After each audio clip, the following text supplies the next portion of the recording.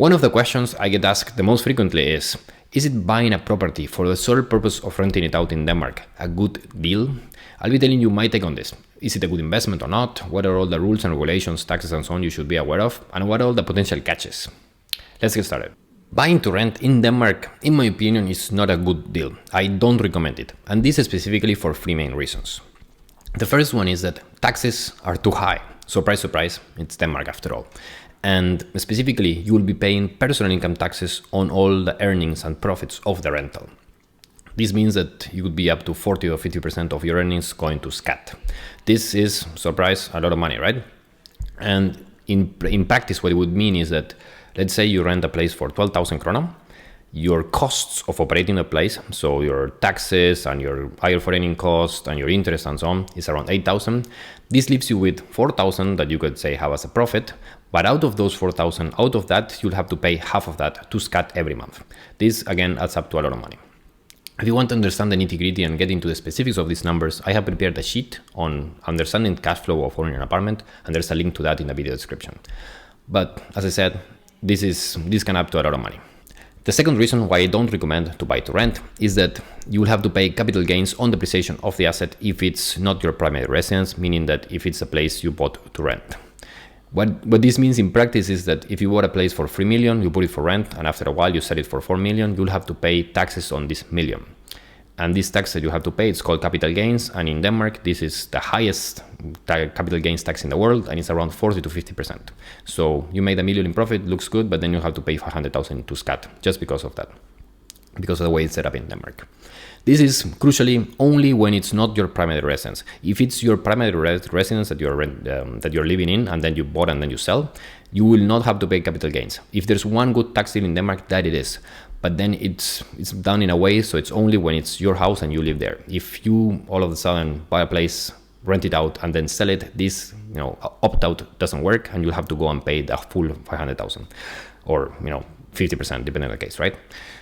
The third reason I don't recommend to buy to rent in Denmark is that in Denmark you have very strong pro-tenant laws, meaning laws that are made to support the person who's renting the place, the little person you could call it, the people that are more, in the eyes of the laws, more disadvantaged in society because they are not the homeowners.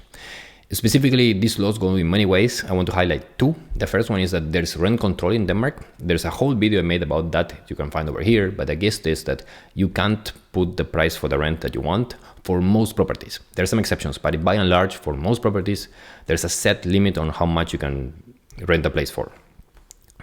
There's an institution called the rental board, which then helps regulate this. And if they find out, for example, that you're renting a place for more than you should, you will be obliged to pay to the person that's renting from you all the difference from what you are charging them now versus what you should be charging them. And that can amount to a lot of money. And it can even make some cases a loss making to just own the flat, because we're talking about, you can't really charge for a lot of money. And the second thing I want to highlight is that in Denmark, it's hard to kick out tenants from the specific place they're renting from.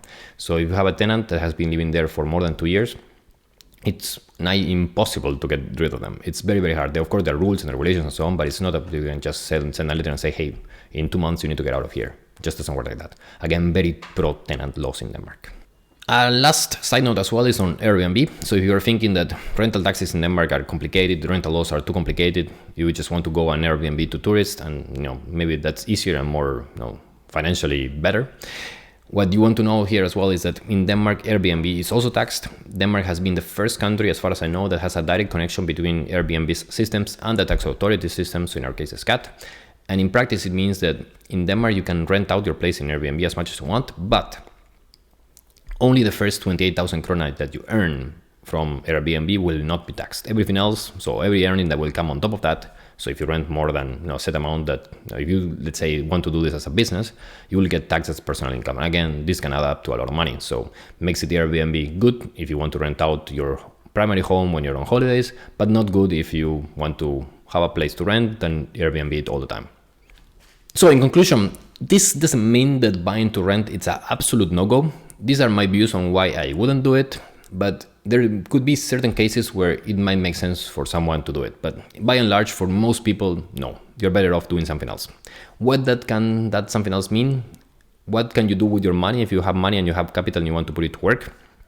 I will give you two ideas. The first one is that you could invest in the stock market. This is what I do, for example, for myself. I have my flat, but I don't want to own a different flat, and I just put all the rest of the money to work in the stock market. I'll be making videos about that soon. So how I invest in the stock market, what are the taxes and rules and regulations you should be aware of in Denmark. For that, make sure you click subscribe below, because when you do that, you will be notified when these videos start coming up in the next few weeks. And you can also, help support the channel. And now that you're on it as well, why don't you like this video? You have liked the video, because that will also help support the channel and will make you happy. So thanks so much.